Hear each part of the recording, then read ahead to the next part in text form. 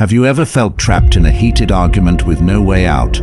Do you wish you had the power to turn conflicts into opportunities for growth and understanding? Imagine a life where disagreements don't leave you frustrated or defeated, but instead empower you to become stronger and wiser.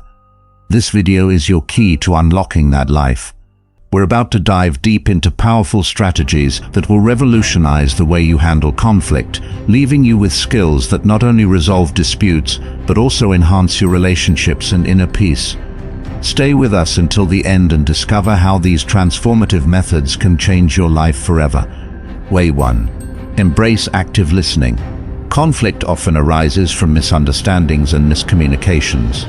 In the heat of an argument, it's easy to become defensive, to focus on our own points, and to prepare counter-arguments while the other person is speaking. This approach only escalates tension and widens the gap between conflicting parties. Active listening is more than just hearing words. It's fully engaging with the speaker, understanding their perspective, and responding thoughtfully. It involves paying attention not just to the content of the speech, but also to the emotions and intentions behind it. By practicing active listening, you show respect, empathy, and a genuine interest in the other person's viewpoint, which can diffuse conflict and pave the way for resolution. One of the most challenging aspects of active listening is mastering the power of silence. When someone else is speaking, resist the urge to interrupt or immediately formulate your response. Allow them to express their thoughts fully without interjecting. This silence is not passive. It's a dynamic space where you are processing their words, emotions, and the underlying messages. Consider a moment in your own life when you felt truly heard. How did it make you feel? Valued, respected, perhaps even relieved? When you provide that same space for others, you create an environment where they feel safe to open up, which is crucial in resolving conflicts. To ensure you've understood the other person correctly, use reflecting and paraphrasing techniques. After they've spoken, summarize their main points in your own words and reflect them back. For example, you might say, "What I'm hearing is that you're upset because you feel your efforts aren't being recognized. Is that correct?" This technique serves two purposes. It shows the speaker that you are paying attention and you're paying attention, and it gives them an opportunity to clarify if you've misunderstood.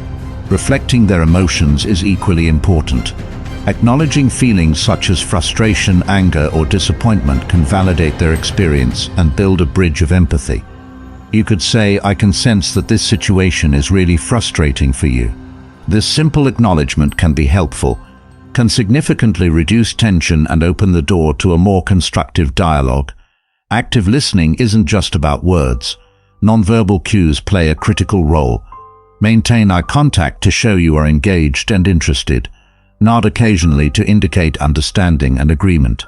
Avoid crossing your arms or displaying defensive body language, as this can create a barrier.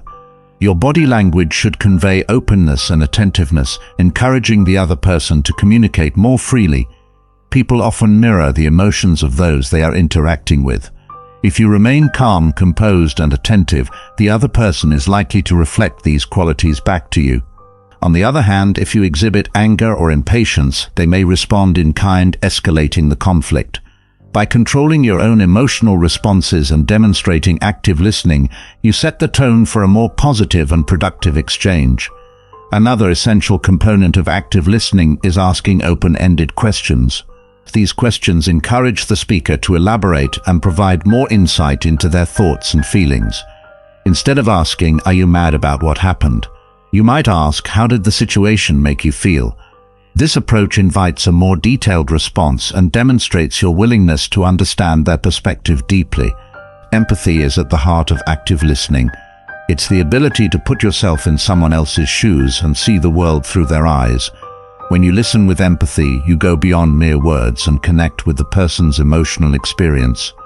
This connection can transform conflict into collaboration, as the other person feels heard and understood. Let's illustrate the power of active listening with a real-life scenario. Imagine a workplace conflict where two colleagues, Sarah and Tom, are at odds over project responsibilities. Tom feels overwhelmed and unsupported, while Sarah believes she's already contributing more than her fair share. Instead of arguing back and forth, Sarah decides to practice active listening. She asks Tom to share his concerns and listens without interrupting. Tom explains that he's struggling with his workload and feels unappreciated. Sarah reflects his feelings, saying, "I understand that you're feeling overwhelmed and unrecognized for your efforts." She then asks open-ended questions to delve deeper, such as, "Can you tell me more about the specific challenges you're facing?" Through this process, Sarah learns that Tom has been dealing with personal issues at home which have affected his performance at work. By actively listening, she gains a comprehensive understanding of Tom's situation and can empathize with his struggle. This newfound empathy allows Sarah to suggest a more balanced distribution of tasks and offer support, transforming the conflict into a cooperative effort to find a solution. Like any skill, active listening takes practice. Start by applying it in low-stakes situations, such as casual conversations with friends or family. Gradually incorporate it into more challenging interactions. The more you practice, the more natural it will become, and the greater impact it will have on your ability to manage and resolve conflicts. The reward for mastering active listening is profound. You'll find that conflicts become less frequent and less intense. Relationships will strengthen as people feel valued and understood. You'll develop a reputation as someone who is fair, empathetic, and wise. Most importantly, you'll experience a deeper sense of peace and satisfaction in your interactions, knowing that you have the power to turn discord into harmony. Incorporating active listening into your conflict resolution toolkit is a transformative step towards a more harmonious and fulfilling life. By truly hearing others, you bridge gaps, build trust, and create opportunities for growth and connection. Embrace this powerful skill and watch as it changes not only how you handle conflict, but how you relate to everyone around you. Way 2. Cultivate emotional intelligence. Emotional intelligence, is a critical component in effectively dealing with conflict. It involves understanding and managing your own emotions, as well as recognizing and influencing the emotions of others.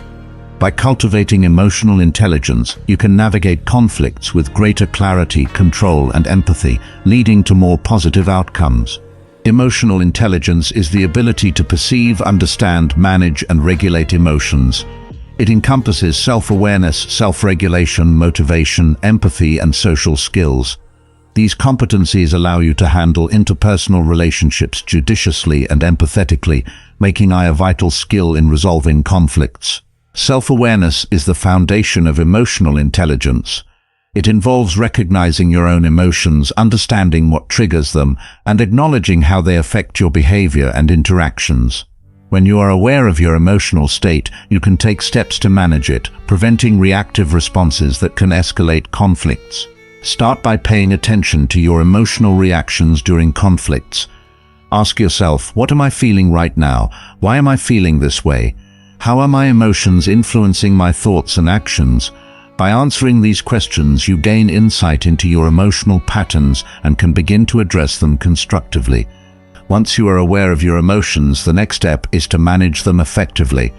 Self-regulation involves controlling impulsive reactions, maintaining composure, and adapting to changing circumstances. It requires practice and discipline, but is essential for resolving conflicts calmly and rationally. Techniques for self-regulation include deep breathing. Take slow, deep breaths to calm your nervous system and reduce emotional intensity. Pause and reflect. Before responding, take a moment to consider the best course of action. Positive self-talk. Replace negative thoughts with positive affirmations to shift your mindset.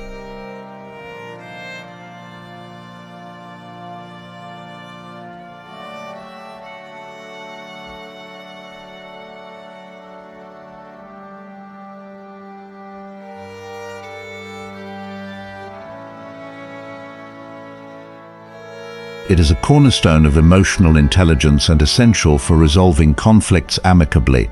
When you empathize with others, you validate their emotions and experiences, building trust and rapport. To cultivate empathy, listen actively. Pay close attention to what the other person is saying and feeling. Ask questions. Show genuine interest in their perspective by asking open-ended questions. Acknowledge feelings. Validate their emotions by acknowledging and reflecting them. Share your own feelings. Be open about your own emotions, creating a space for mutual understanding. Empathy bridges the gap between conflicting parties, allowing for deeper connection and collaboration. Strong social skills enable you to communicate effectively, build relationships, and manage conflicts. They involve verbal and non-verbal communication, active listening, persuasion, and collaboration. By honing your social skills, you can navigate conflicts with tact and diplomacy, achieving mutually beneficial resolutions. Key social skills include effective communication. Clearly articulate your thoughts and feelings while also listening to others. Conflict resolution. Identify common ground and work towards solutions that satisfy all parties. Building rapport. Establish trust and positive relationships through respectful and empathetic interactions. Influence and persuasion. Use your understanding of emotions to influence others positively and negotiate successfully. Developing these skills enhances your ability to manage conflicts and fosters stronger, more harmonious relationships. Motivation within the context of emotional intelligence refers to the drive to pursue goals with energy and persistence. In conflict resolution, it means staying committed to finding a resolution and fostering positive outcomes, even when the process is challenging. To harness motivation, set clear goals. Define what you want to achieve from the conflict resolution process. Stay positive. Maintain a hopeful and optimistic outlook, even in difficult situations. Persevere. Stay committed to resolving the conflict, even when faced with setbacks. Celebrate progress. Acknowledge and celebrate small victories along the way. Motivation keeps you focused and resilient, driving you towards successful conflict resolution. Imagine a family conflict where parents and teenagers clash over curfew rules. The parents feel disrespected when the rules are ignored, while the teenagers feel their autonomy is being stifled. By applying emotional intelligence, the parents can approach the situation differently. They start with self-awareness, recognizing their frustration and concern for their children's safety. They practice self-regulation by taking a moment to calm down before addressing the issue. They then use empathy to understand their teenagers' desire for independence and acknowledge their feelings. With strong social skills, the parents initiate a calm and respectful conversation. They communicate their concerns clearly and listen to the teenagers' perspectives. Together, they explore possible compromises, such as extending the curfew on weekends. Throughout the process, the parents remain motivated to find a solution that respects both safety and independence. Cultivating emotional intelligence is an ongoing journey. It requires continuous self-reflection, practice, and dedication. Start by incorporating small changes into your daily interactions.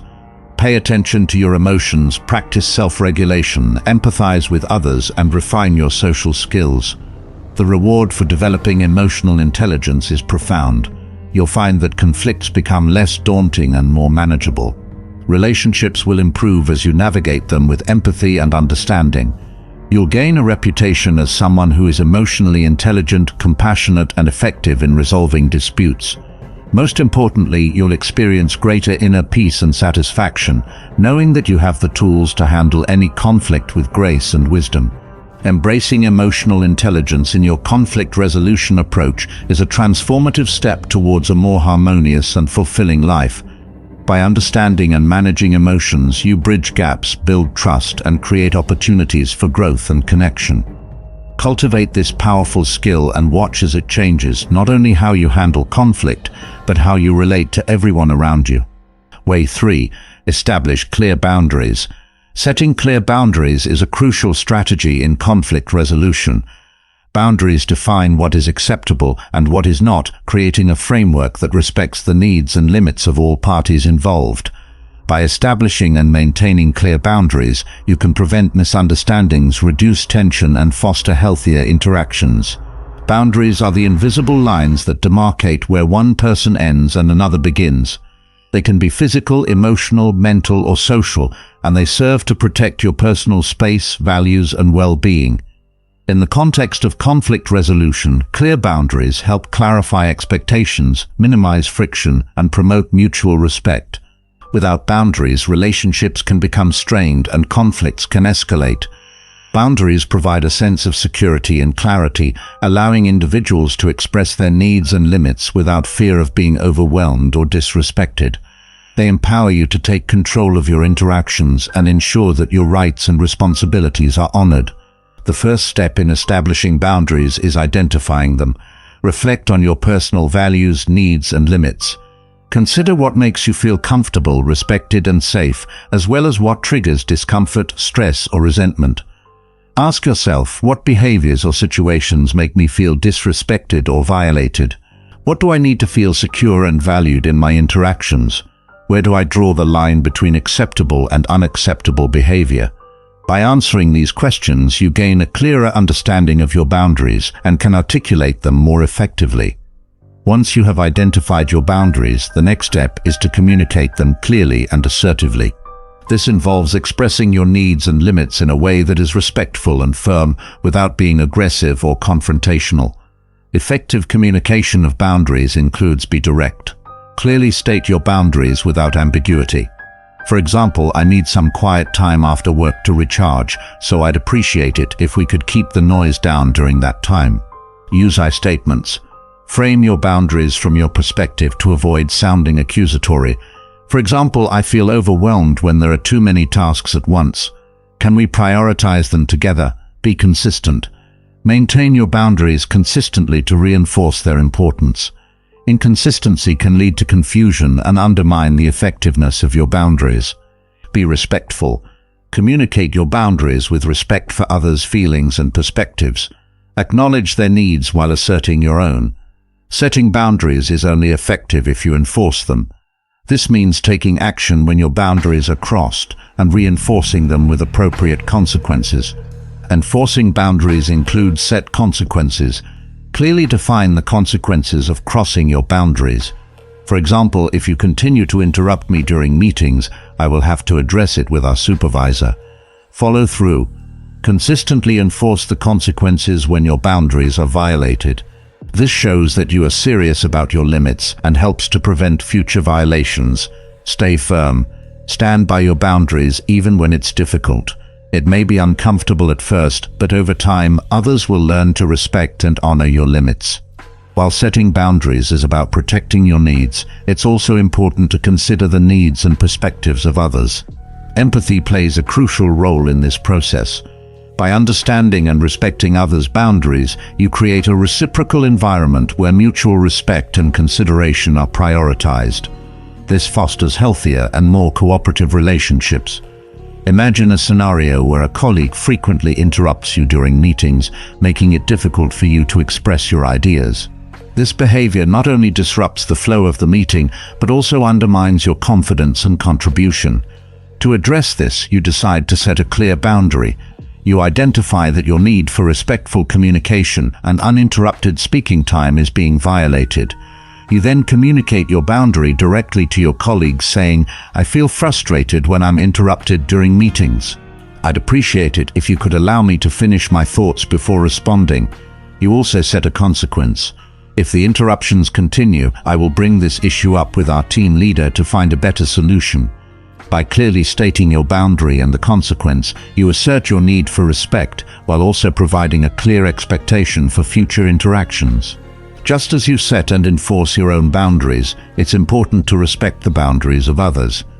This means listen actively, pay attention to the boundaries others communicate, and take them seriously. Acknowledge and validate. Show that you understand and respect their limits by acknowledging them. Adjust your behavior. Modify your actions to honor others' boundaries, fostering a more respectful and harmonious interaction. The reward for establishing clear boundaries is immense. You'll experience less stress and resentment as your needs and limits are respected. Relationships will improve as others understand what is acceptable and strive to honor your boundaries. You'll gain a sense of empowerment and control over your interactions, reducing the likelihood of conflicts and enhancing your overall well-being. By setting clear boundaries, you create a framework for healthier, more respectful relationships. This empowers you to navigate conflicts with confidence and clarity, fostering an environment where mutual respect and understanding prevail. Embrace the power of boundaries, and watch as it transforms your interactions and reduces conflict in your life. Way 4. Practice assertive communication. Assertive communication is a powerful tool in conflict resolution. It allows you to express your thoughts, feelings, and needs openly and honestly while respecting others. By practicing assertive communication, you can address conflicts head-on, find mutually satisfying solutions, and build stronger relationships. Assertive communication is a balanced approach that stands between passive and aggressive communication. Passive communicators often avoid expressing their needs and opinions, leading to resentment and frustration. Aggressive communicators, on the other hand, express their needs and opinions forcefully, often at the expense of others. Assertive communication strikes a balance by expressing your needs and opinions clearly and respectfully without undermining others. Assertive communication has numerous benefits. Clarity. It reduces misunderstandings by clearly expressing your thoughts and needs. Respect. It fosters mutual respect by valuing both your needs and the needs of others. Confidence. It boosts self-esteem and confidence as you learn to stand up for yourself. Conflict resolution. It promotes healthier, more constructive ways to resolve conflicts. Healthy relationships. It strengthens relationships by fostering open, honest, and respectful communication. To practice assertive communication effectively, focus on these key elements. Use I statements. I statements help you express your feelings and needs without sounding accusatory. They take responsibility for your emotions and reduce the likelihood of the other person becoming defensive. For example, instead of saying, "You never listen to me," you might say, "I feel unheard when I'm interrupted." Be clear and direct. Clearly state your thoughts, feelings, and needs without beating around the bush. Being direct ensures that your message is understood. For example, instead of hinting that you need help, say, "I need your assistance with this project." Stay calm and composed. Maintain a calm and steady tone of voice. This helps convey your message without escalating tension. Practice deep breathing or pausing to collect your thoughts if you feel yourself becoming agitated. Respect others. Show respect for the other person's feelings and needs. This fosters a more positive interaction and encourages them to be more receptive to your message. For example, say, "I understand that you have your own perspective, but I'd like to share mine as well." Use positive body language. Your body language should match your words. Maintain eye contact, use open gestures, and avoid crossing your arms or appearing defensive. Positive body language reinforces your assertive message. Here are some techniques to help you practice assertive communication effectively. The broken record technique. Repeat your message calmly and consistently without becoming angry or frustrated. This reinforces your point without escalating the conflict. For example, if someone continues to interrupt you, calmly say, "I need to finish my point first," each time they interrupt. Fogging. Acknowledge any truth in the criticism or feedback without becoming defensive. This shows that you are open to hearing others' perspectives while still maintaining your stance. For example, if someone says you're always late, you might respond, "I understand that my lateness has been frustrating. I'm working on improving my punctuality." Negative assertion. Accept your mistakes or faults openly and honestly without feeling overly guilty or defensive. This demonstrates self-awareness and a willingness to improve. For example, if you made an error in a report, you could say, "You're right. I made a mistake in the report. I'll correct it right away." Positive inquiry. Encourage constructive feedback by asking for specific information. This helps you understand others' perspectives and find areas for improvement. For example, ask, "Can you tell me more about what you think I could improve in my presentation?" Consider a situation where a team member regularly takes credit for your ideas during meetings. This behavior not only undermines your contributions, but also creates tension and resentment. Using assertive communication, you can address this issue effectively. First, you use I statements to express your feelings. "I feel frustrated when my ideas are presented without acknowledgement." Next, you clearly and directly state your need. "I need my contributions to be recognized during meetings." Throughout the conversation, you stay calm and composed, maintaining a respectful tone and positive body language. To reinforce your message, you might use the broken record technique. "I need my contributions to be recognized." By consistently and calmly stating your need, you emphasize its importance. You also practice fogging by acknowledging any valid points the team member may have. "I understand that collaboration is important, and I appreciate your enthusiasm." However, recognizing individual contributions is also crucial. By practicing assertive communication, you address the issue head-on, foster mutual respect, and promote a healthier team dynamic. The reward for mastering assertive communication is profound. You'll find that conflicts become less intimidating and more manageable. Relationships will strengthen as open and honest communication fosters trust and respect. You'll gain confidence and self-esteem as you learn to express your needs and stand up for yourself. Most importantly, you'll experience greater satisfaction and harmony in your interactions, knowing that you can navigate conflicts effectively and constructively.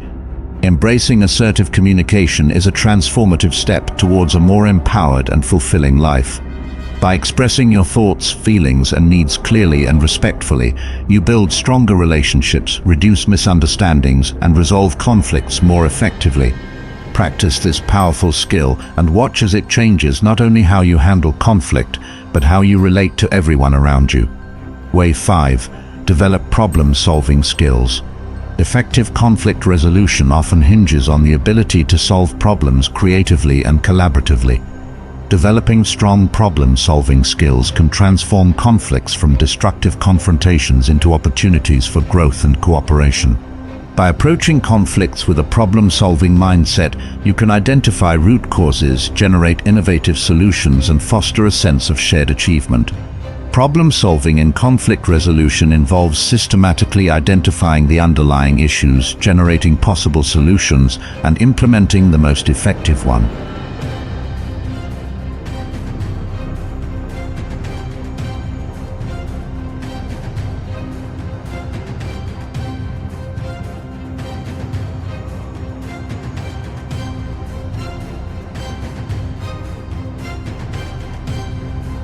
This involves understanding the conflict from all perspectives and identifying the core issues that need to be addressed.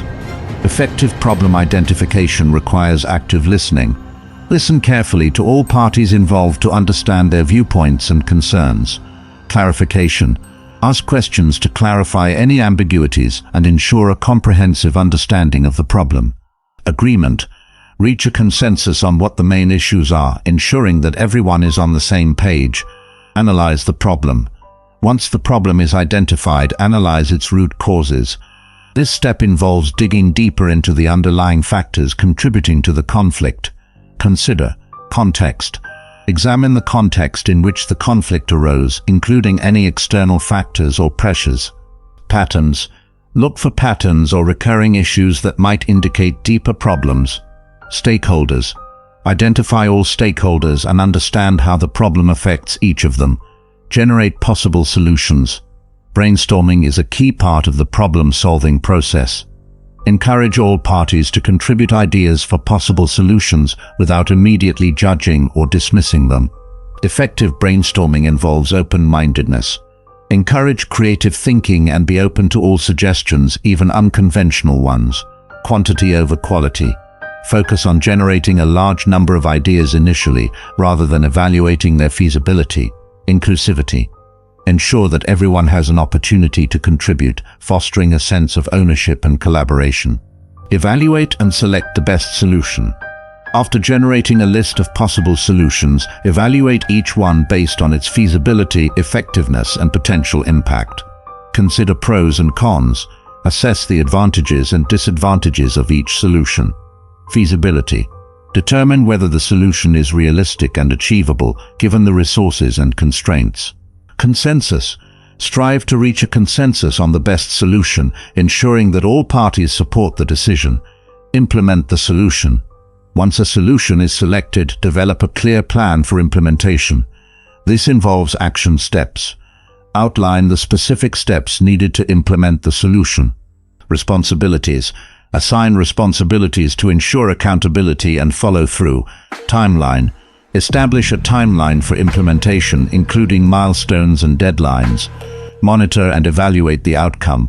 After implementing the solution, monitor its effectiveness and evaluate the outcome. This involves feedback. Gather feedback from all parties involved to assess how well the solution is working.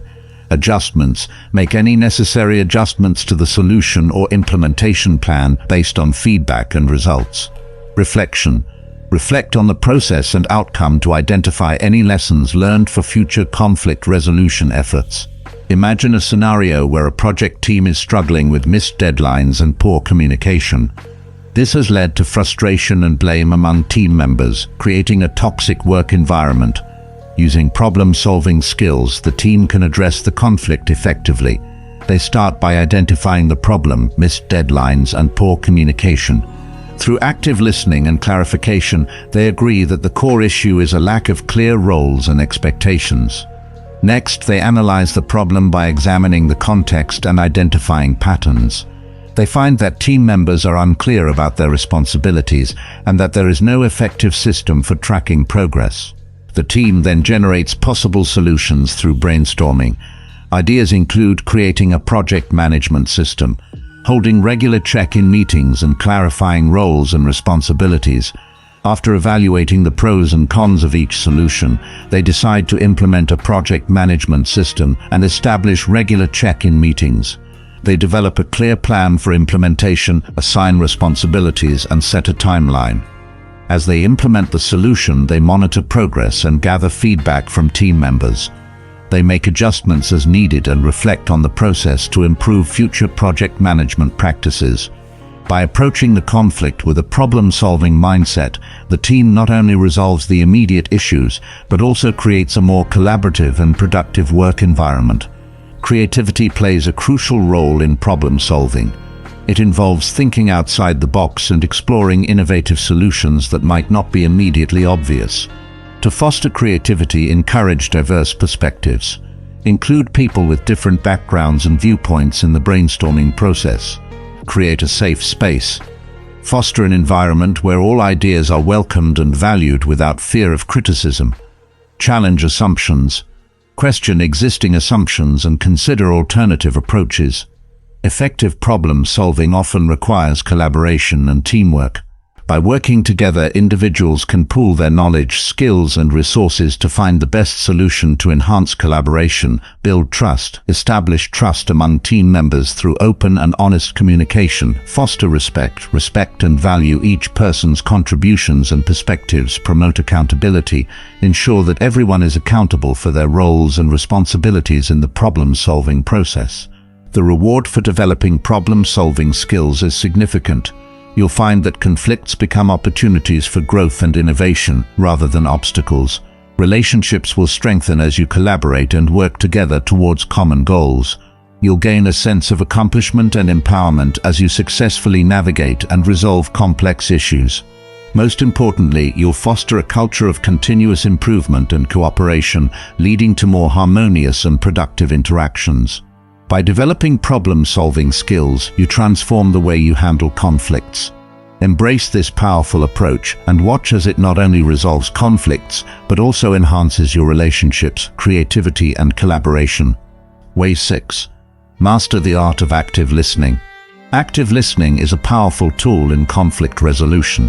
It goes beyond simply hearing words. It involves fully engaging with the speaker, understanding their message, and responding thoughtfully. By mastering the art of active listening, you can bridge communication gaps, build trust, and foster a deeper understanding, all of which are essential for resolving conflicts effectively. Active listening is a communication technique that requires the listener to fully concentrate, understand, respond, and then remember what is being said. It involves listening with all senses and giving full attention to the speaker. This technique helps in accurately interpreting messages and responding in a way that acknowledges and validates the speaker's perspective. The importance of active listening in conflict resolution.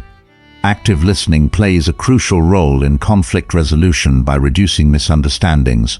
It ensures that you accurately understand the other person's message, reducing the risk of misinterpretations that can escalate conflicts. Building trust. It shows that you value and respect the speaker's perspective, which fosters trust and openness. Promoting empathy. It allows you to fully grasp the emotions and concerns of the speaker. Fostering empathy and connection, facilitating problem solving. It helps in identifying the root causes of the conflict and finding mutually acceptable solutions. Show that you're listening. Use body language and verbal cues to indicate that you are listening. Nod occasionally, use facial expressions that match the speaker's emotions, and use brief verbal acknowledgements like "I see," "aha," or "go on." Provide feedback, reflect back what you have heard to show that you understand the message, paraphrase the speaker's words, and ask clarifying questions. For example, "What I hear you saying is," or "can you explain more about?" Defer judgment. Avoid interrupting or jumping to conclusions. Let the speaker finish their thoughts before responding. Keep an open mind and refrain from forming counter-arguments while the other person is speaking. Respond appropriately.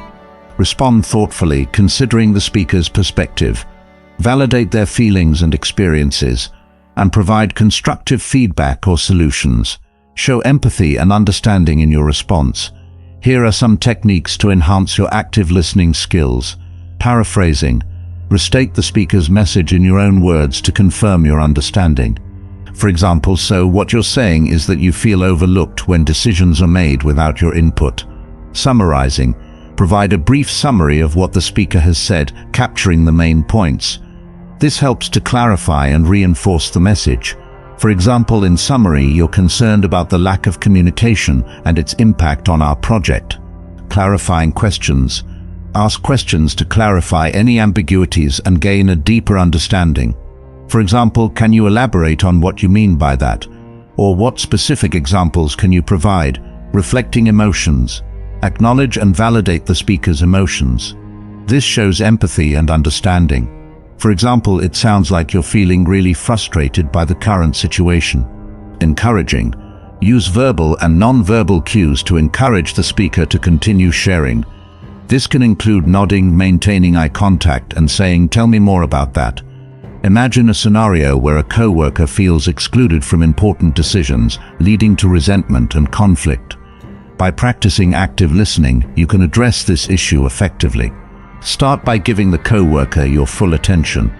Put away distractions, make eye contact, and listen without interrupting.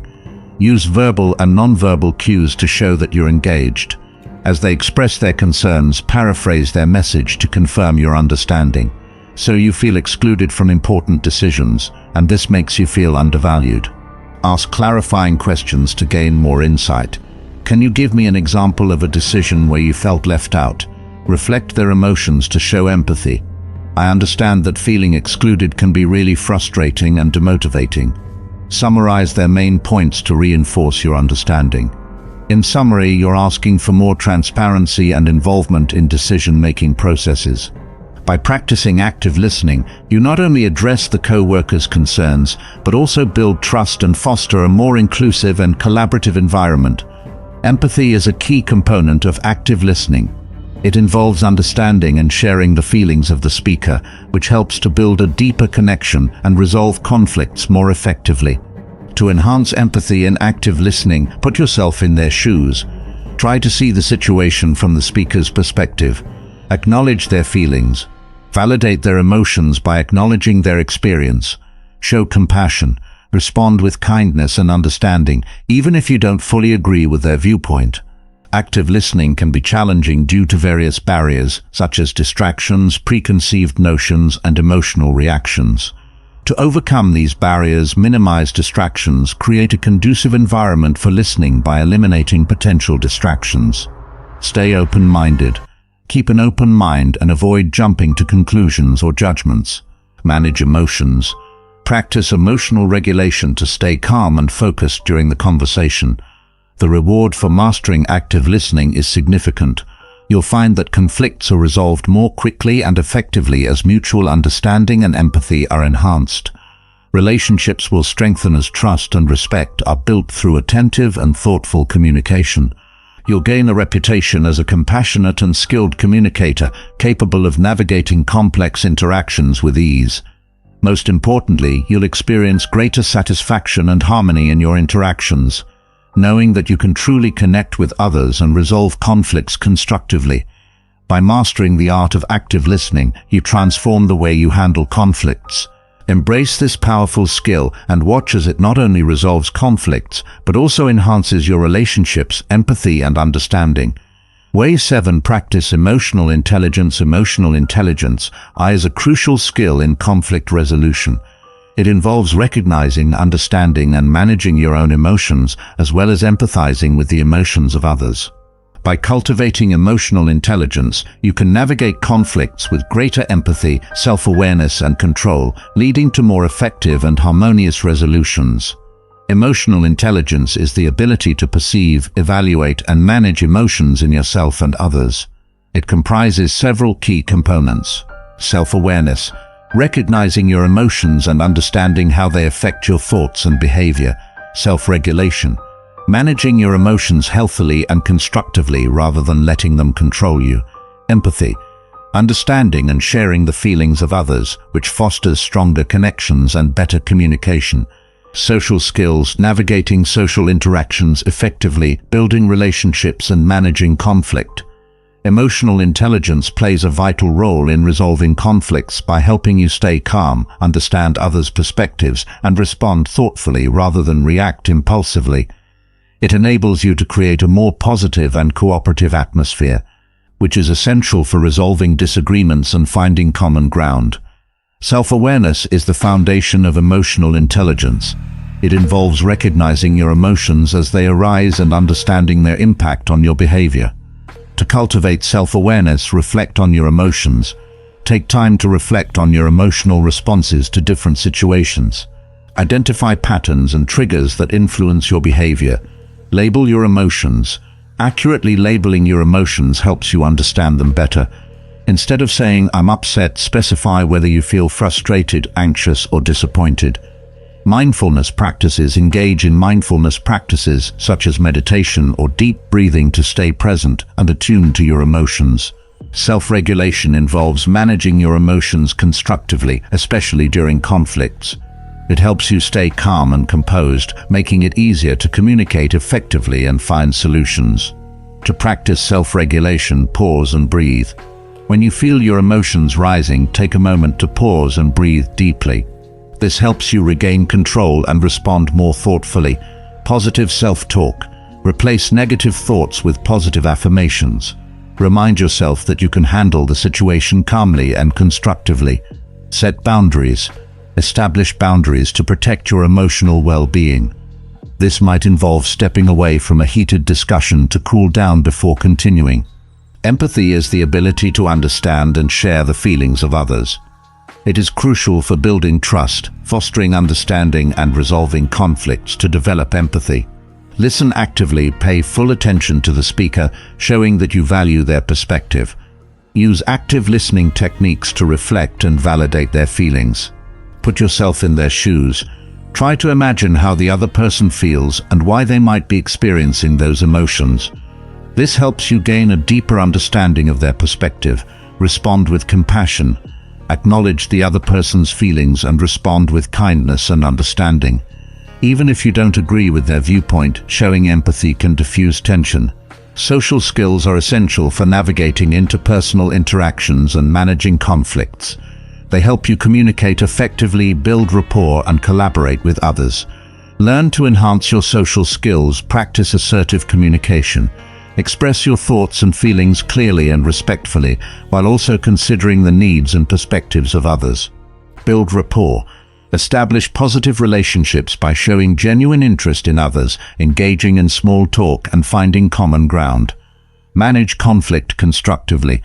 Approach conflicts with a problem-solving mindset, seeking solutions that benefit all parties involved. Imagine a situation where a colleague criticizes your work in a meeting, leading to feelings of anger and defensiveness. By applying emotional intelligence, you can handle the situation more effectively. First, use self-awareness to recognize your immediate emotional response. Acknowledge that you feel angry and defensive. Next, practice self-regulation by taking a deep breath and pausing before responding. This helps you regain control and prevent an impulsive reaction. Use empathy to understand your colleague's perspective. Consider why they might be offering criticism and what their underlying concerns might be.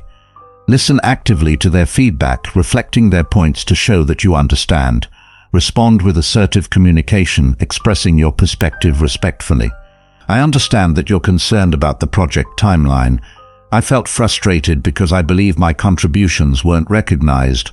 How can we address this issue together? By applying emotional intelligence, you turn a potentially negative interaction into an opportunity for constructive dialogue. Collaboration. The reward for developing emotional intelligence is profound.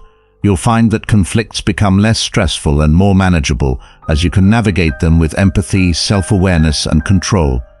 Relationships will strengthen as trust and understanding are built through thoughtful and compassionate communication. You'll gain a reputation as a skilled and emotionally intelligent communicator, capable of resolving conflicts constructively and fostering positive interactions. Most importantly, you'll experience greater emotional well-being and resilience, knowing that you can handle conflicts and challenges with grace and confidence. By mastering emotional intelligence, you transform the way you handle conflicts, enhancing your relationships, empathy, and overall quality of life. Way 8. Seek common ground. Seeking common ground is an essential strategy in conflict resolution. When disagreements arise, it's easy to focus on differences and opposing viewpoints. However, identifying shared interests and goals can transform adversaries into collaborators, paving the way for mutually beneficial solutions. In conflict situations, emotions often run high, and people become entrenched in their positions. This can create a stalemate where neither party is willing to compromise or see the other's perspective. By shifting the focus to common ground, you can break this impasse and open the door to constructive dialogue and cooperation. To begin, acknowledge the emotions involved. Conflict can evoke feelings of frustration, anger, and hurt. Recognizing and validating these emotions is crucial. When individuals feel heard and understood, they are more likely to engage in meaningful discussions. Start by expressing empathy. I understand that this situation is upsetting for you. Let's work together to find a solution that benefits us both. Once emotions are acknowledged, steer the conversation towards shared interests. These are the underlying needs or goals that both parties want to achieve. For example, in a workplace conflict, both parties might share a common goal of completing a project successfully. By highlighting this shared objective, you create a foundation for collaboration. We both want this project to succeed. How can we align our efforts to make that happen? Finding common ground often involves reframing the conflict. Instead of viewing it as a zero-sum game where one party wins and the other loses, reframe it as a problem to be solved collectively. This perspective shift encourages cooperative problem solving and reduces the adversarial nature of the conflict. Let's brainstorm ideas together to see how we can address this issue in a way that works for both of us. Active listening plays a crucial role in seeking common ground. By listening attentively to the other person's concerns and needs, you demonstrate respect and willingness to understand their perspective. Reflecting back what you've heard shows that you value their input. I hear you saying that you need more support to meet your deadlines. Let's explore how we can provide that support while also meeting the project's overall objectives. Compromise is often necessary to find common ground. This doesn't mean giving up on your needs or conceding defeat. Instead, it involves finding a middle ground where both parties can achieve their essential goals. Effective compromise requires flexibility and creativity. I can adjust my timeline to accommodate your needs if we can agree on certain milestones to ensure we stay on track. Building trust is another critical aspect of seeking common ground. Trust fosters open communication and reduces the fear of being taken advantage of. Trust building involves consistently demonstrating integrity, reliability, and respect. When people trust each other, they are more likely to engage in honest dialogue and collaborative problem solving. I trust that we both want the best outcome. Let's be transparent about our constraints and find a way forward together. Conflict resolution is a process, not a one-time event. It requires ongoing communication, patience, and effort. Seeking common ground is about creating a continuous dialogue where both parties feel comfortable expressing their needs and concerns. Regular check-ins and follow-ups ensure that agreements are upheld and adjustments are made as necessary. Let's schedule regular meetings to review our progress and address any new issues that may arise. One of the most powerful outcomes of seeking common ground is the strengthening of relationships. When conflicts are resolved through collaboration and mutual respect, relationships become more resilient and capable of weathering future disagreements. The process of finding common ground builds a sense of partnership and shared purpose. By working through this conflict together, we've strengthened our ability to collaborate and support each other. Seeking common ground is not always easy. It requires patience, empathy, and a willingness to look beyond immediate differences. However, the rewards are substantial. You transform conflict from a source of division into an opportunity for growth and connection. Relationships deepen, trust flourishes, and solutions emerge that benefit everyone involved. Embrace the practice of seeking common ground in your conflicts. Approach disagreements with a mindset of collaboration and shared purpose. By doing so, you'll not only resolve conflicts more effectively, but also build stronger, more meaningful relationships that can withstand the challenges of life. Way 9. Focus on interests, not positions. When conflicts arise, it's common for people to dig in their heels and defend their positions. These positions are the specific demands or solutions they insist upon. However, positions often obscure the underlying interests, which are the needs, desires, and concerns that drive these positions. By shifting the focus from positions to interests, you can uncover deeper motivations and find more creative, mutually satisfying solutions. Consider a classic example of two people arguing over an orange. If each person insists on having the entire orange, they are fixated on their positions. However, if they discuss their interests, they might discover that one person wants the juice, while the other needs the peel for a recipe. By addressing interests, they can both get what they need without anyone feeling deprived. In real-life conflicts, interests often include needs for security, recognition, respect, or a sense of belonging. These fundamental needs are usually more flexible than the rigid positions people initially present. To shift the focus to interests, start by asking open-ended questions. Why is this important to you? Or what are you hoping to achieve with this solution? Listening actively and empathetically is crucial during this process. When someone shares their interests, acknowledge and validate their feelings. This creates a safe space for honest communication. I understand that feeling secure in your role is very important to you. Let's explore how we can ensure that while also addressing our team's needs. Once interests are on the table, you can work collaboratively to brainstorm solutions that satisfy these deeper needs. This approach often reveals a range of options that were not initially apparent. It encourages creativity and flexibility, turning what seemed like a zero-sum game into a win-win situation. For instance, in a workplace conflict where one employee feels overburdened while another seeks more responsibility, focusing on interests might reveal that the overburdened employee needs better work-life balance while the other wants professional growth opportunities.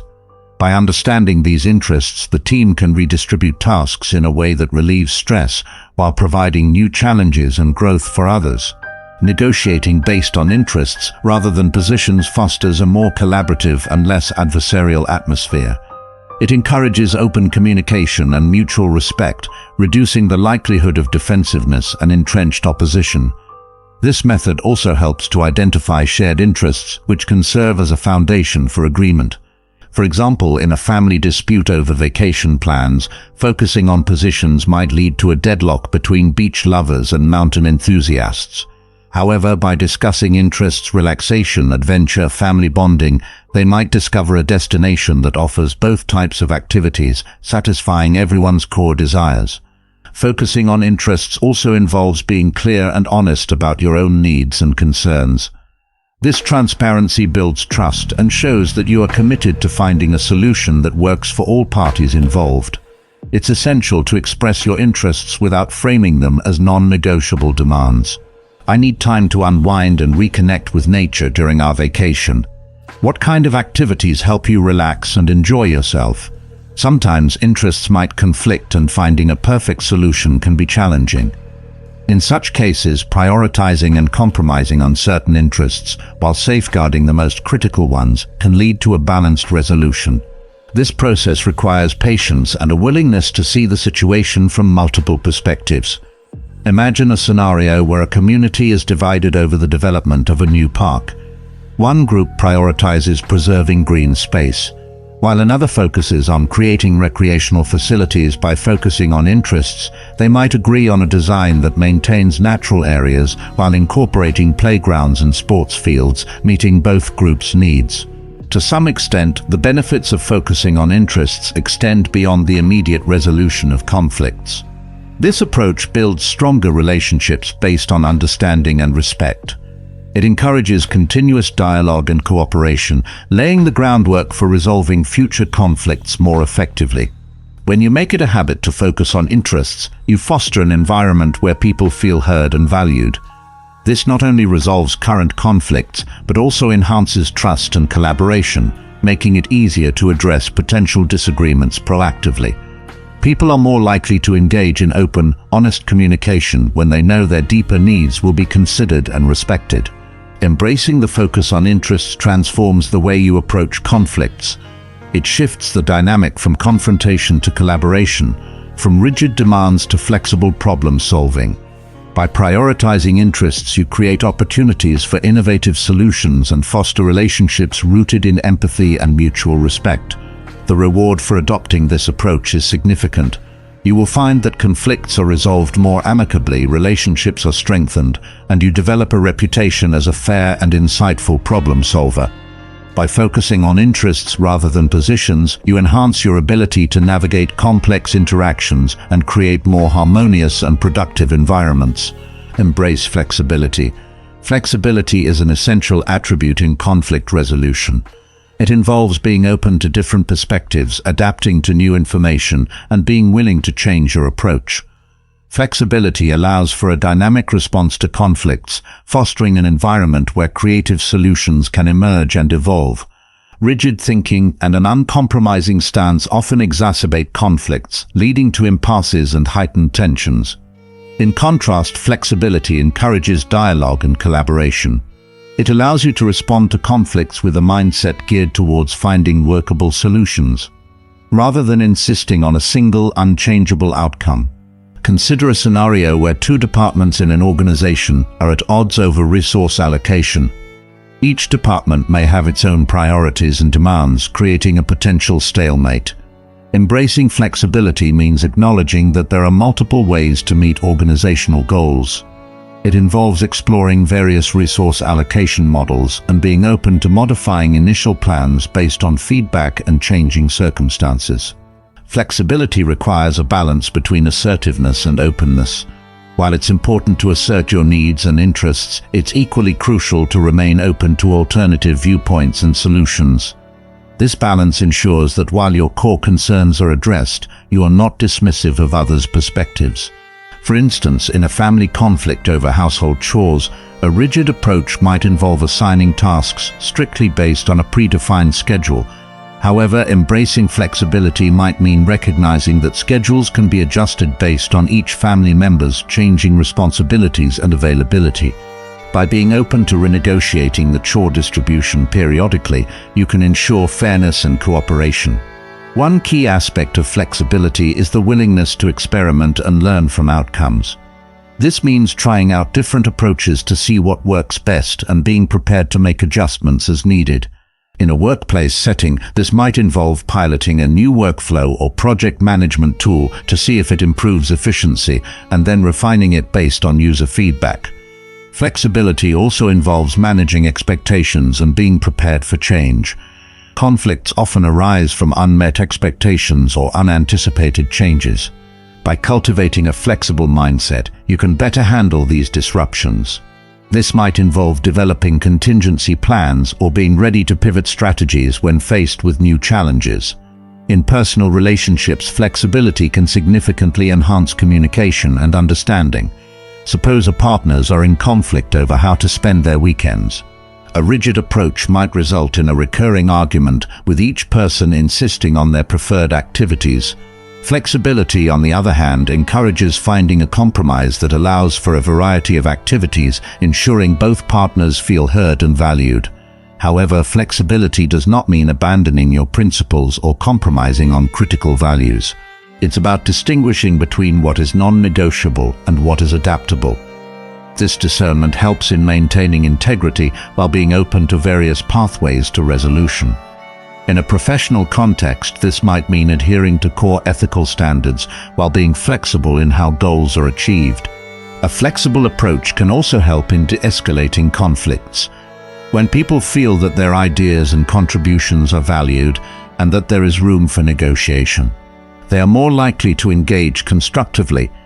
This reduces defensiveness and fosters a more collaborative atmosphere. Critically, flexibility involves self-reflection and the willingness to question your assumptions. Conflicts often stem from deeply held beliefs and biases. By reflecting on these and considering alternative viewpoints, you can develop a more nuanced understanding of the conflict. This might involve seeking feedback from others, engaging in dialogues with those who hold different perspectives, and being open to changing your stance based on new insights. For example, in a community dispute over urban development, flexibility might involve acknowledging the legitimate concerns of both developers and residents. By considering the environmental impact, economic benefits, and social implications, flexible negotiation can lead to innovative solutions that balance growth with sustainability and community well-being. Ultimately, embracing flexibility and conflict resolution fosters resilience and adaptability. It allows you to navigate complex and changing situations with greater ease and creativity. Relationships are strengthened as trust and respect grow through mutual understanding and cooperation. Ability: you transform conflicts into opportunities for learning and growth. You create an environment where differences are not seen as obstacles, but as sources of rich, diverse perspectives. This not only leads to more effective conflict resolution, but also enriches your interactions and relationships, making them more dynamic. In cultivating flexibility, you pave the way for more harmonious and productive engagements. Conflicts become less about winning or losing and more about exploring and discovering shared paths forward. This approach not only resolves immediate disagreements, but also builds a foundation for ongoing collaboration and mutual respect. Way 11. Establish boundaries. Establishing boundaries is a critical element in managing and resolving conflicts. Boundaries are guidelines that define acceptable behavior and delineate personal limits. They protect your well-being and ensure that interactions remain respectful and constructive. Without clear boundaries, conflicts can escalate, leading to emotional exhaustion and strained relationships. The first step in establishing boundaries is self-awareness. You need to understand your limits, values, and what you are willing to tolerate. Reflect on past conflicts to identify situations where boundaries were crossed and consider how those experiences impacted you. This self-reflection helps you recognize your non-negotiables and the areas where you need to draw the line. Clear communication is essential in setting boundaries. Express your needs and limits assertively but respectfully. Use I statements to avoid sounding accusatory, which can provoke defensiveness. For example, say, "I need some time alone to recharge after work," instead of "you always demand my attention when I'm tired." This approach focuses on your needs rather than blaming the other person. It's also important to be specific when establishing boundaries. Vague boundaries can lead to misunderstandings and further conflict. Instead of saying "I need space," clarify what that means. "I need 30 minutes of quiet time after work to unwind." Specificity ensures that others understand your expectations clearly and can respect them accordingly. Consistency in enforcing boundaries is crucial. If you set a boundary but frequently allow it to be crossed, it loses its effectiveness. Consistently upholding your boundaries reinforces their importance and helps others understand that they need to respect them. For instance, if you've set a boundary around not working past a certain hour, adhere to it, even when there's pressure to make exceptions. However, enforcing boundaries doesn't mean being inflexible. It's about finding a balance between maintaining your limits and being adaptable when necessary. In some cases, you may need to reassess and adjust your boundaries based on changing circumstances. For example, a boundary about not working weekends might need adjustment during a critical project deadline, but should be reinstated afterward. Boundaries are not just about limiting negative interactions, but also about promoting positive ones. They create a structure that facilitates healthy and respectful communication. When both parties understand each other's boundaries, it reduces misunderstandings and promotes a more harmonious relationship. This mutual respect helps prevent conflicts from arising in the first place. In a workplace setting, boundaries are vital for maintaining professional relationships and preventing burnout. Establish clear boundaries around work hours, availability, and workload. Communicate these boundaries to your colleagues and supervisors, and advocate for yourself if they are not respected. For example, if a colleague frequently interrupts your work with non-urgent requests, you might say, "I'm happy to help, but I need to focus on this task right now. Can we discuss this later?" In personal relationships, boundaries are essential for maintaining individual autonomy and mutual respect. They help partners, family members, and friends understand each other's needs and limits. For instance, in a romantic relationship, setting boundaries around personal space and time can prevent feelings of suffocation and ensure both partners have time for self-care. Establishing boundaries also involves respecting others' boundaries. Just as you have your limits, others have theirs. Listen and honor their boundaries as you would want them to honor yours. This mutual respect fosters trust and reduces the likelihood of conflicts. If a friend says they need space, respect their request without taking it personally. One challenge in setting boundaries is dealing with resistance or pushback. Some people may not readily accept your boundaries, especially if they're accustomed to certain dynamics. Stay firm and reiterate the importance of your boundaries for your well-being. For instance, if a family member is resistant to your boundary about not discussing certain topics, calmly explain why it's important to you and how it contributes to a healthier relationship. Boundaries can evolve over time. Regularly reassess them to ensure they still align with your needs and circumstances. As you grow and change, your boundaries might need adjustments. This ongoing process of setting, enforcing, and reassessing boundaries ensures they remain relevant and effective. The benefits of establishing boundaries are significant. They lead to healthier, more respectful relationships, reduce stress and resentment, and enhance your overall well-being. Boundaries empower you to take control of your interactions and protect your mental and emotional health. They create a foundation for positive, productive conflict resolution by ensuring that all parties feel respected and valued. By establishing and maintaining clear boundaries, you navigate conflicts with greater confidence and clarity. You prevent small issues from escalating into major conflicts and create an environment where respectful communication thrives. This proactive approach to conflict management not only resolves existing issues, but also fosters a culture of mutual respect and understanding, paving the way for more harmonious and fulfilling relationships. Way 12. Develop patience and tolerance. Patience and tolerance are essential virtues when it comes to resolving conflicts. These qualities enable you to handle disagreements with composure and understanding, allowing for a more thoughtful and effective resolution process. Developing patience and tolerance means cultivating the ability to stay calm in the face of provocation and to accept differences without judgment or hostility. Conflicts often arise from differences in opinions, values, and behaviors.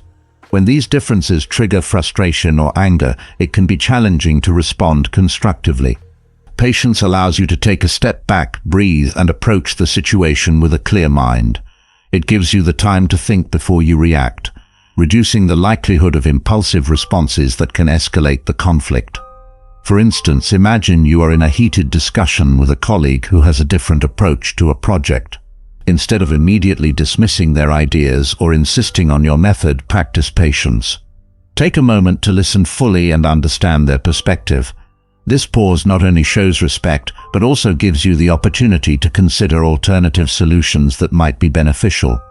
Tolerance, on the other hand, is about accepting that others have the right to their own viewpoints and ways of doing things, even when they differ from yours. It involves recognizing that diversity in thoughts and behaviors enriches interactions and can lead to more innovative solutions. Tolerance is not about agreement, but about respect and acceptance. Consider a scenario where a neighbor's habits irritate you. Perhaps they play loud music at times you find inconvenient.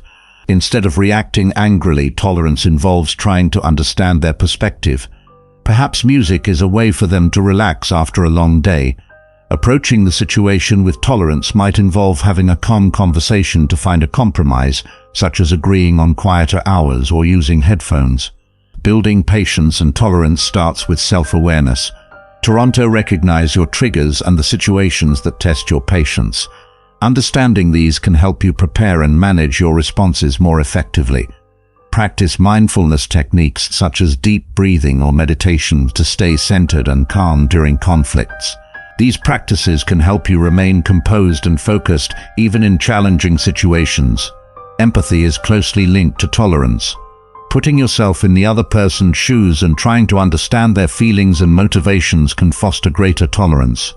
Empathy allows you to see beyond your own perspective and appreciate the experiences that shape others' viewpoints. This understanding can reduce friction and build stronger, more compassionate connections. In conflict situations, patience involves giving the other person the time and space to express themselves fully. Interrupting or rushing to respond can shut down communication and increase tension. Instead, practice active listening. Let the other person speak without interruption, nodding or using small verbal cues to show you are engaged. This patience demonstrates respect and can de-escalate the conflict, making it easier to reach a resolution. Tolerance also involves managing your expectations. People have different ways of communicating, resolving conflicts, and expressing themselves. Expecting others to behave or think exactly like you sets the stage for disappointment and conflict. By accepting and appreciating these differences, you create a more inclusive and harmonious environment. In a family setting, patience and tolerance are crucial for maintaining harmony. Family members often have different habits, routines, and preferences. Patience helps you navigate these differences without frustration, while tolerance allows you to accept and celebrate the uniqueness of each member. This approach fosters a supportive and loving family dynamic. Workplaces, too, benefit greatly from patience and tolerance. Diverse teams bring a variety of perspectives and ideas, which can lead to conflicts if not managed well. Patience helps in hearing out all viewpoints, while tolerance encourages a culture of respect and inclusion. This combination enhances teamwork and collaboration, leading to more innovative and effective outcomes. Developing patience and tolerance is an ongoing process. It requires practice and a commitment to personal growth. Reflect on your interactions and identify areas where you can improve. Celebrate small victories when you successfully manage your reactions or show greater tolerance. Over time, these qualities become more ingrained, making it easier to navigate conflicts with grace and understanding. The rewards of patience and tolerance are profound. You will find that conflicts become less frequent and less intense. Relationships deepen as mutual respect and understanding grow. You become known as a calm and fair-minded individual capable of handling difficult situations with poise. Most importantly, you experience greater inner peace and resilience, knowing that you can face conflicts without losing your composure. Embrace the journey of developing patience and tolerance. These qualities will transform not only how you handle conflicts, but also how you interact with the world. They open the door to more meaningful connections, reduce stress, and create a more harmonious and fulfilling life. By practicing patience and tolerance, you build a foundation for enduring peace and understanding in all your relationships. Way 13. Practice emotional intelligence. Emotional intelligence, is a powerful tool in conflict resolution. It involves the ability to recognize, understand, and manage your own emotions, as well as the ability to recognize, understand, and influence the emotions of others. Way 13. Practice emotional intelligence. By cultivating emotional intelligence, you enhance your capacity to navigate conflicts with empathy, insight, and self-control. The first component of emotional intelligence is self-awareness. This involves being conscious of your emotions and how they affect your thoughts and behaviors. Self-awareness allows you to identify your emotional triggers and understand how your reactions might contribute to the conflict.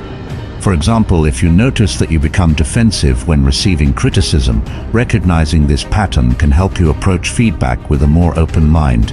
Self-regulation, another key aspect of I, is the ability to manage your emotions effectively. This means controlling impulsive reactions, staying calm under pressure, and handling stressful situations with composure.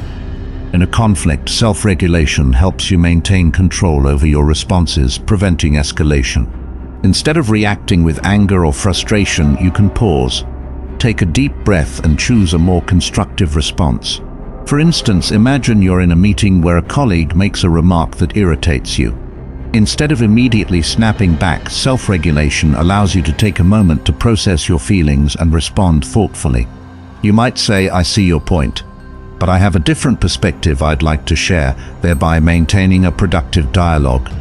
Empathy, a critical element of emotional intelligence, involves understanding and sharing the feelings of others. It requires active listening and putting yourself in the other person's shoes.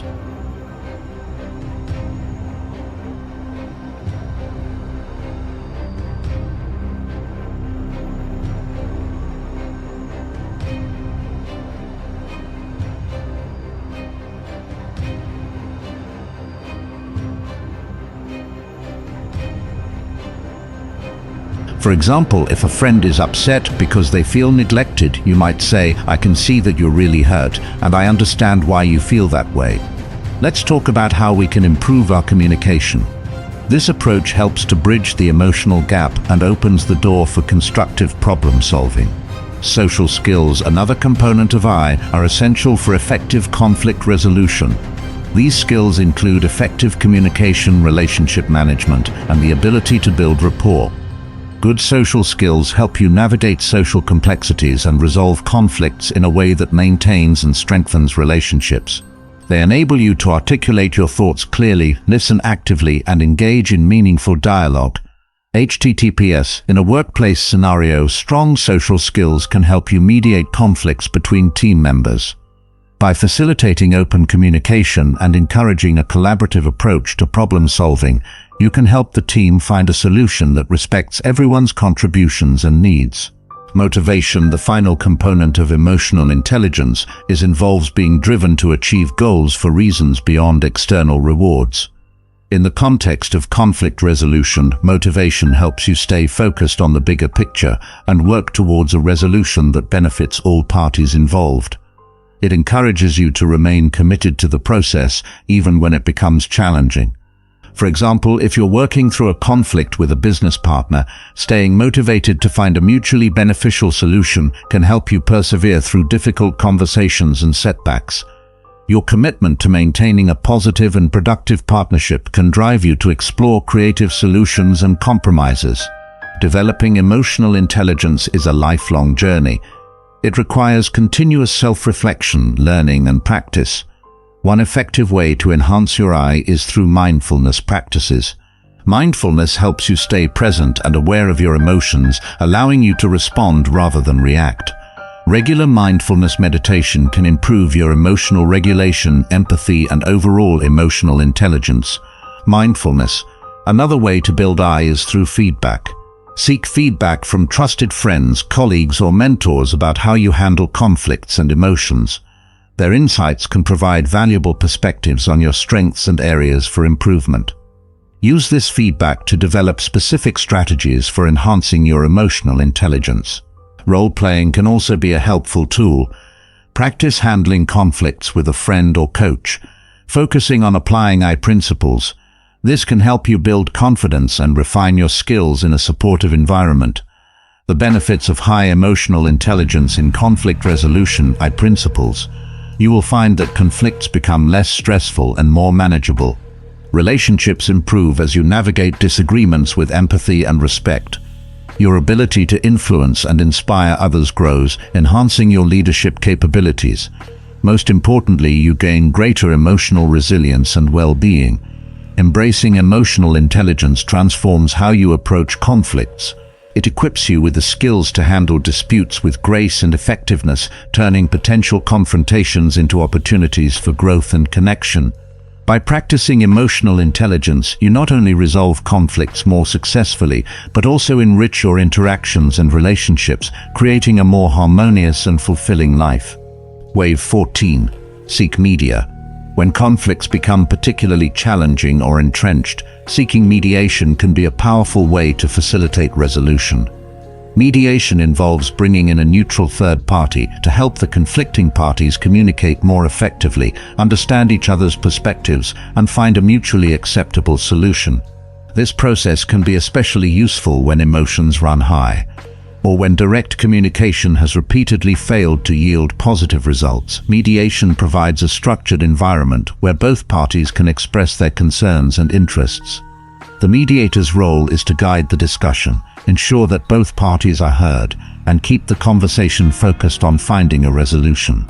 This impartial presence can help reduce the tension and prevent the conflict from escalating further. One of the primary benefits of mediation is that it fosters open communication. Often in the heat of conflict, people talk past each other, focusing more on winning the argument than on understanding the other person's point of view. A mediator facilitates dialogue by encouraging each party to listen actively and speak respectfully. This helps to break down barriers and allows for more meaningful exchanges. For instance, in a workplace dispute over team responsibilities, a mediator might help the parties involved articulate their frustrations and expectations clearly. By doing so, the team members can better understand each other's pressures and constraints, leading to a more collaborative and less adversarial atmosphere. Mediation also encourages a focus on interests rather than positions. Positions are the specific outcomes each party wants, while interests are the underlying needs and desires driving those positions. A mediator helps the parties move beyond their entrenched positions to explore their interests. This shift often reveals common ground and opens up new possibilities for resolution. Consider a family conflict over an inheritance. Family members may have rigid positions about who should receive what. A mediator can help them explore their interests, such as financial security, emotional attachments to certain items, or fairness. Understanding these interests can lead to creative solutions that address everyone's needs, such as dividing the inheritance in ways that provide both financial benefits and sentimental value. The confidentiality of mediation is another significant advantage. Parties can speak openly without fear that their words will be used against them later. This creates a safe space for honest communication and vulnerability, which are essential for resolving deep-seated conflicts. Confidentiality ensures that the discussions remain private and that the parties feel secure in expressing their true feelings and concerns. A mediator also brings expertise in conflict resolution techniques. They can introduce tools and strategies that the parties might not have considered. For example, they might use techniques like role reversal, where each party argues from the other's perspective to foster empathy and understanding. They might also employ brainstorming sessions to generate a wide range of potential solutions before narrowing them down to the most feasible ones. For mediation to be effective, both parties need to be willing participants. They must be open to the process and committed to finding a resolution. If one party is unwilling to engage in good faith, mediation is less likely to succeed. However, when both parties are genuinely invested in resolving the conflict, mediation can be incredibly effective. The mediator's neutrality is crucial. They must be impartial and unbiased without a stake in the outcome. This ensures that both parties trust the process and feel that their concerns are being addressed fairly. Finding a skilled mediator, often through recommendations or professional mediation services, is an important step in ensuring a successful mediation process. Mediation can be used in a wide range of conflicts, from personal disputes to complex organizational issues. In community conflicts, such as disputes between neighbors or disagreements over local policies, mediation can help create solutions that benefit the entire community. In legal settings, mediation can often resolve disputes without the need for lengthy and costly court battles. The process of mediation itself can be enlightening and transformative. It teaches valuable skills in communication, empathy, and problem solving that the parties can carry forward into other aspects of their lives. Even after the specific conflict is resolved, these skills can help prevent future conflicts or manage them more effectively when they arise. In the end, seeking mediation demonstrates a commitment to resolving conflicts constructively and collaboratively. It acknowledges that while conflicts are a natural part of human interactions, they don't have to lead to destructive outcomes. Instead, with the right approach and tools, conflicts can be opportunities for growth, understanding, and strengthened relationships. By embracing mediation, you enhance your ability to handle conflicts in a way that fosters mutual respect and understanding. You create an environment where all parties feel heard and valued, leading to more sustainable and satisfying resolutions.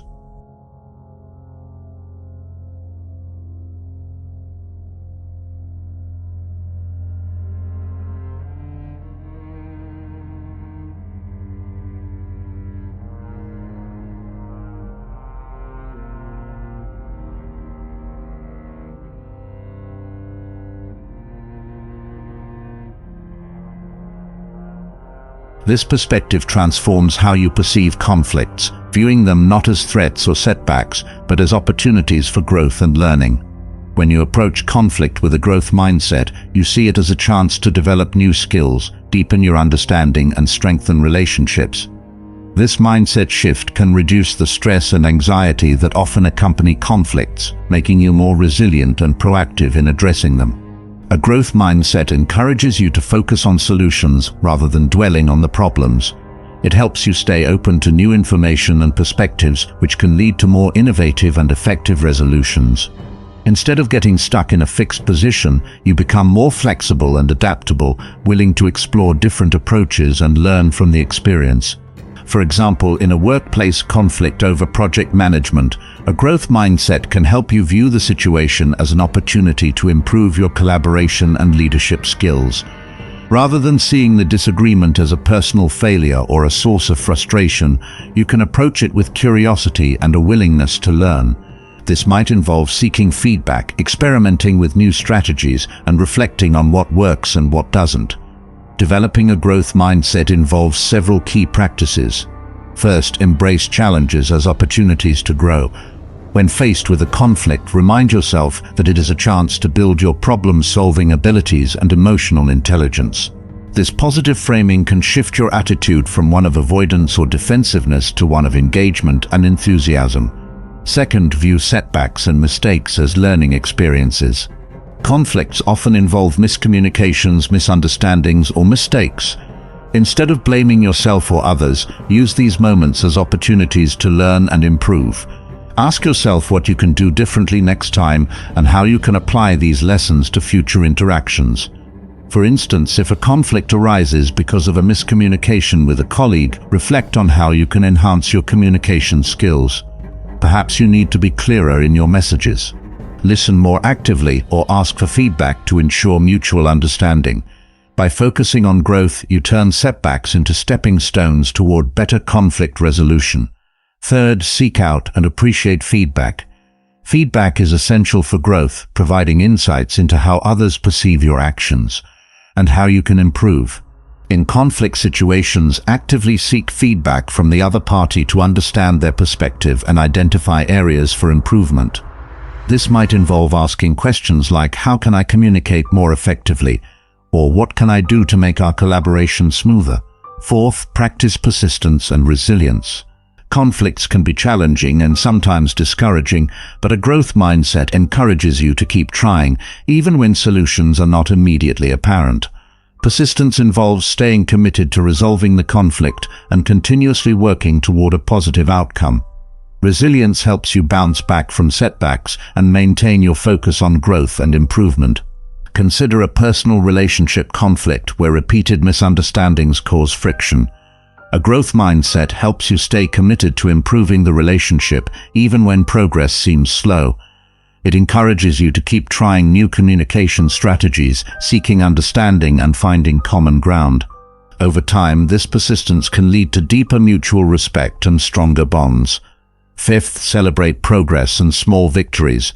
Recognizing and appreciating even minor improvements. Conflicts can reinforce your growth mindset. Celebrate the moments when you handle conflicts more effectively, communicate more clearly, or find innovative solutions. These acknowledgements boost your confidence and motivation to continue growing. For example, if you manage to resolve a heated argument with a friend by staying calm and empathetic, celebrate this achievement, reflect on what you did well and how it contributed to the positive outcome. These reflections reinforce your growth mindset and encourage continued effort and improvement. A growth mindset also involves fostering a culture of learning and growth in your interactions and relationships. Encourage others to adopt this mindset by modeling it in your behavior. Show that you value learning and improvement and support others in their efforts to grow. This collective growth mindset can create an environment where conflicts are approached constructively and collaboratively. In a team setting, for instance, you can promote a growth mindset by encouraging open dialogue, sharing learning experiences, and supporting each other's development. When conflicts arise, frame them as opportunities for the team to learn and improve together. This collaborative approach can lead to more innovative solutions and a stronger, more cohesive team. Ultimately, cultivating a growth mindset transforms how you approach conflicts, making them less intimidating and more manageable. It empowers you to view challenges as opportunities, stay resilient in the face of setbacks, and continuously improve your conflict resolution skills. By embracing a growth mindset, you not only enhance your ability to handle conflicts effectively, but also enrich your personal and professional life with a spirit of continuous learning and development. By fostering this mindset, you build a foundation for ongoing growth and success in all areas of life. Conflicts become catalysts for personal and collective growth, leading to stronger relationships, better communication, and a more fulfilling and harmonious existence. Conflict is an inevitable part of life, but with the right strategies, you can turn it into a powerful force for growth and connection. By applying these 15 transformative ways to deal with conflict, you will not only resolve disputes more effectively, but also strengthen your relationships, enhance your emotional intelligence, and create a more harmonious life. Remember, the journey to mastering conflict resolution is ongoing. Each conflict presents an opportunity to learn and grow and improve. Embrace the process, stay committed to your personal development, and watch as your ability to navigate conflicts transforms your life. If you found these insights helpful, I'd love to hear your thoughts. Share your experiences and any additional tips you have in the comments below. How have you dealt with conflicts in the past, and what new strategies are you excited to try? Another practical step is to set realistic expectations. Understand that perfection and complete control are unattainable goals. Allow yourself to make mistakes and learn from them. Accepting imperfection as a natural part of life can reduce the pressure you place on yourself to control every detail and outcome. It is also important to cultivate a sense of flexibility and adaptability. Embrace change and see it as an opportunity for growth rather than a threat to your control. Practice adjusting your plans and expectations in response to new information and circumstances. This flexibility can help you navigate the complexities of life with greater ease and less stress. Building a strong support system can also help alleviate the fear of losing control. Surround yourself with people who provide emotional support, practical advice, and a sense of stability. Having a reliable network can make it easier to let go of control and trust that you have the resources and support to handle whatever comes your way. Engage in activities that encourage spontaneity and creativity. Whether it's trying a new hobby, traveling to an unfamiliar place, or participating in improvisational activities. These experiences can help you become more comfortable with uncertainty and less reliant on control. By stepping out of your comfort zone, you learn to embrace the unexpected and find joy in new experiences. Lastly, practice self-compassion and patience with yourself. Understand that the fear of losing control is a natural human response and that it takes time to develop new ways of thinking and behaving. Be gentle with yourself as you work to let go of this fear and celebrate your progress along the way. The fear of losing control can be a significant barrier to personal and professional growth. By accepting uncertainty, developing trust in others, practicing mindfulness, and cultivating flexibility, we can overcome this fear and embrace life's unpredictability. Letting go of the need for absolute control opens the door to new experiences, creativity, and a deeper sense of peace and fulfillment. As we wrap up this journey into the ways fear can control our lives, remember that understanding these fears is the first step toward breaking free from their grip. Embrace your potential, challenge your comfort zones, and allow yourself to grow beyond the limitations that fear imposes. Delving into the rich world of Stoicism, we uncover principles that have stood the test of time, helping countless individuals cultivate not just resilience, but profound inner strength. These principles are not abstract concepts tucked away in ancient texts. They are practical, actionable, and incredibly relevant to our daily lives. At the heart of Stoic philosophy is the art of differentiation, understanding what is within our control. This is perhaps one of the most empowering aspects of Stoicism. The Stoics teach us that our power lies not in altering external events, but in controlling our perceptions, our decisions, and our actions. Think about that for a moment. How liberating it is to realize that while the world may whirl around in chaos, the space within your mind, where your thoughts and choices reside, is entirely yours to control. This focus on internal rather than external control helps cultivate a mental fortitude that is impervious to the ups and downs of life. Stoicism also invites us to embrace adversity. According to Stoics like Seneca and Marcus Aurelius, every difficulty in life is a chance to practice a virtue. If we face betrayal, we practice forgiveness.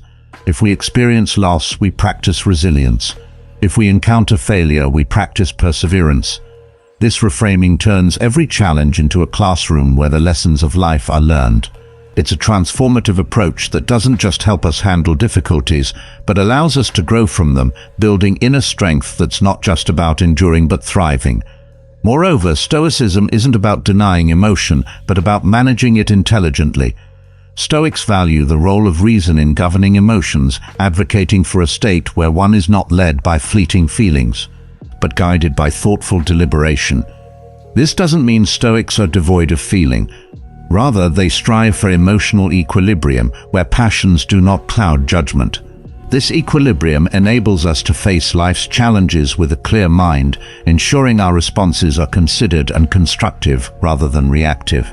Another profound practice in Stoicism is premeditatio malorum, or the premeditation of evils. This practice involves visualizing potential negative outcomes in order to mentally prepare for them. By contemplating what could go wrong, we do two things. We diminish the shock and paralysis that might occur if those things were to happen unexpectedly, and we equip ourselves with strategies to handle them if they do.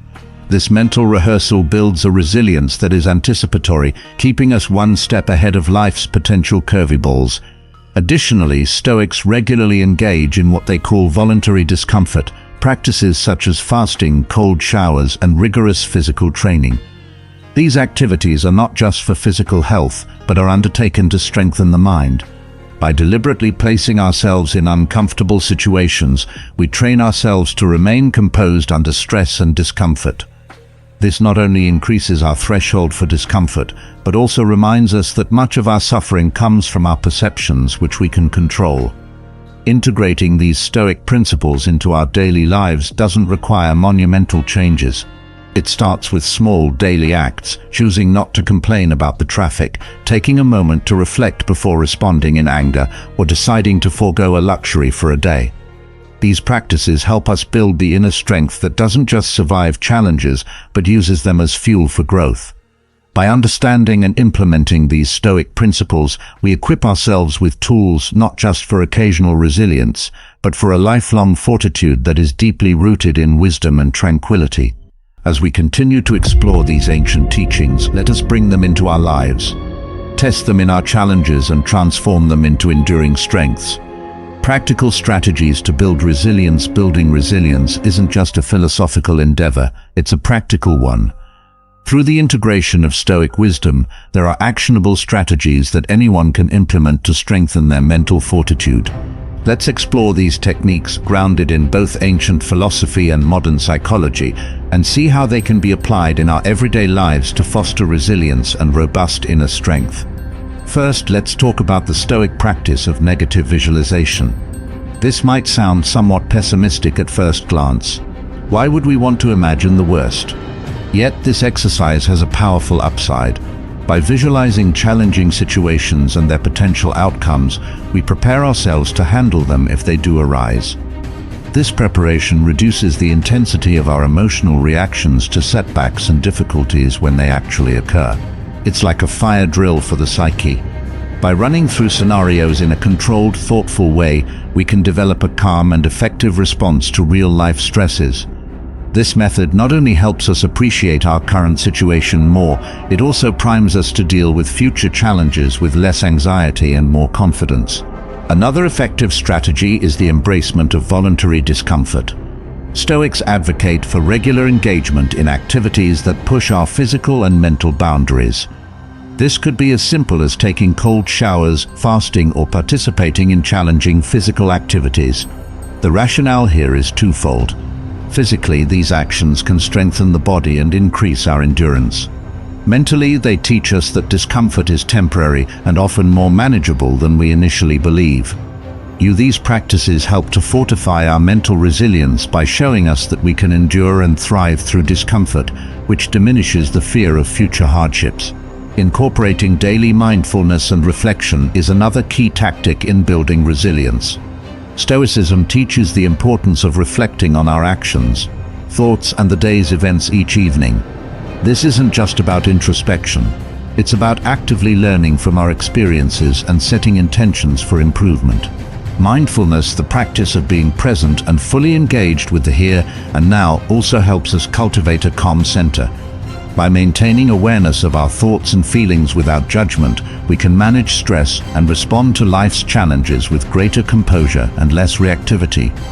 Developing routines and self-discipline is fundamental in Stoic practice and critical for resilience.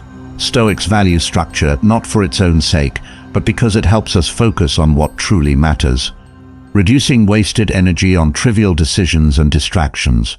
By establishing routines, whether they involve morning meditations, regular exercise, or dedicated times for work and rest, we create a framework that supports mental health and productivity, strengthening our capacity to face and overcome adversities.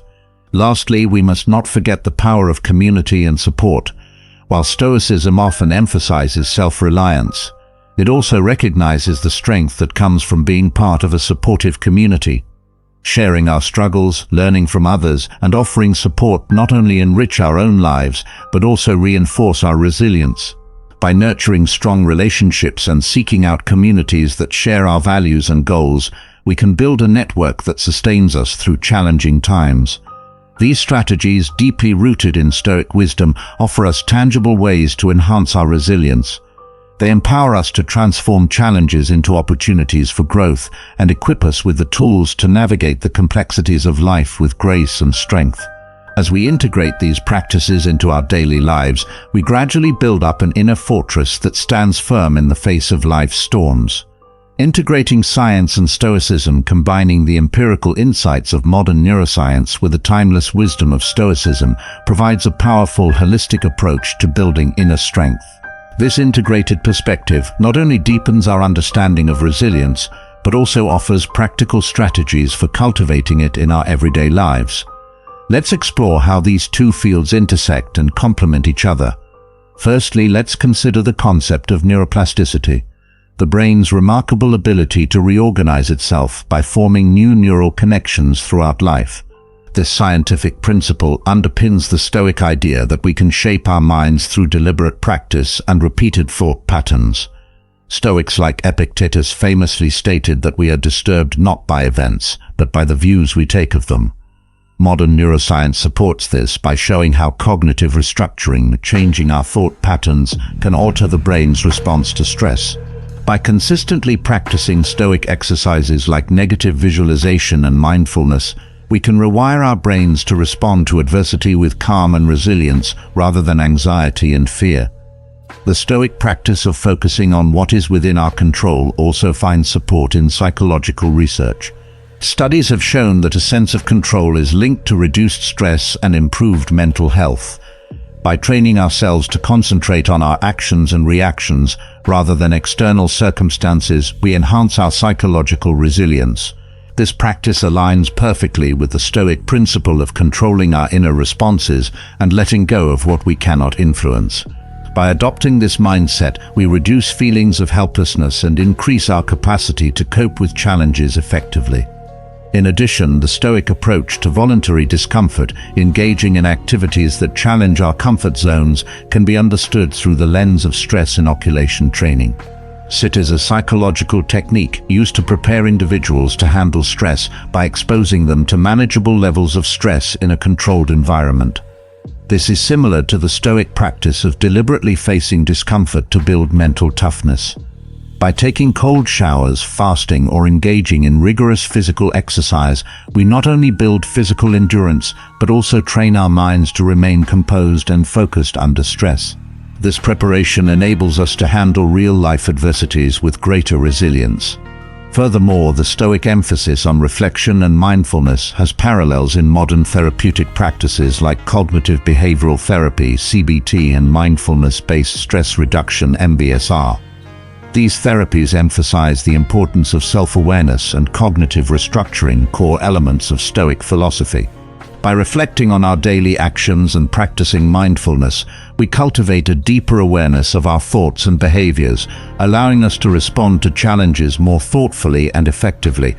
This combination of ancient wisdom and contemporary psychology offers a robust framework for mental health and resilience. Additionally, the Stoic practice of premeditatio malorum, anticipating potential challenges, aligns with modern resilience training techniques that involve scenario planning and mental rehearsal. By imagining worst-case scenarios and preparing for them mentally, we reduce the shock and stress of unexpected events. This proactive approach, endorsed by both Stoicism and contemporary psychology, enhances our ability to remain calm and composed in the face of adversity. Case studies and real-life examples further illustrate the power of integrating Stoicism with modern science. Consider elite athletes who use visualization techniques to prepare for competitions, or military personnel who undergo rigorous training to build physical and mental resilience. These individuals exemplify how combining mental preparation, physical endurance, and a Stoic mindset can lead to extraordinary inner strength and performance under pressure. By weaving together the scientific understanding of the brain and Stoic philosophical practices, we create a comprehensive toolkit for resilience. This integrated approach not only helps us understand the mechanisms behind inner strength, but also provides practical strategies to cultivate it. Whether it's through neuroplasticity, stress inoculation, mindfulness, or cognitive restructuring, the synergy of science and Stoicism offers profound insights and tools for anyone seeking to build immense inner strength. As we conclude, remember this: true inner strength is not about never falling, but about rising every time we fall. It's about facing life's challenges with a heart full of courage and a mind fortified by wisdom. Each obstacle is an opportunity to grow, to learn, and to become stronger. So embrace your journey with resilience and grace. If you found value in this video, please like and share it with your friends. Please take a moment to watch one of the suggested videos on the screen for more insights and inspiration. Thank you for being a part of Stoic Journal. Your journey towards immense inner strength is a testament to your dedication and spirit. Keep striving, keep growing, and keep thriving.